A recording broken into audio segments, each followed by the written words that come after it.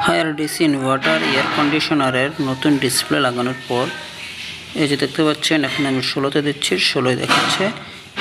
এই যে আরও যদি ক্লিয়ার করে দেখাই তাহলে এই যে দেখতে পাচ্ছেন যা দেব তাই দেখাবে। এই যে নিচে দেখতে পাচ্ছেন একটি পুরনো ডিসপ্লে আর উপরে হচ্ছে নতুন ডিসপ্লে লাগানো। এই যে আমি 19, 20, 21, 22, 23, 24, 25, 26, 27, 30 পর্যন্ত যাই দিচ্ছি, আমাকে পুরো সংখ্যাটা কিন্তু দেখাচ্ছে, পুরো ডিজিট দেখাচ্ছে। আর পূর্বের যে ডিসপ্লে ছিল, পূর্বের ডিসপ্লেতে কিন্তু পুরো জিনিসটা আমাকে দেখাতো না, পুরো ডিসপ্লের অংশটা আসতো না, কোনো না কোনো দিকে একটু ভাঙ্গা থাকতো। এই যে দেখুন, এই যে নতুন ডিসপ্লে লাগানো হয়েছে আর পুরোনোটা এখানে হচ্ছে খোলা রাখা হয়েছে, পুরোনোটা। তো এই যে দেখুন, এই যে নতুন ডিসপ্লে লাগানোর পর এসিটা খুব সুন্দর চলছে এবং হচ্ছে এটার যে ডিসপ্লের সমস্যা ছিল সেই ডিসপ্লের সমস্যা কিন্তু এখন চলে গিয়েছে।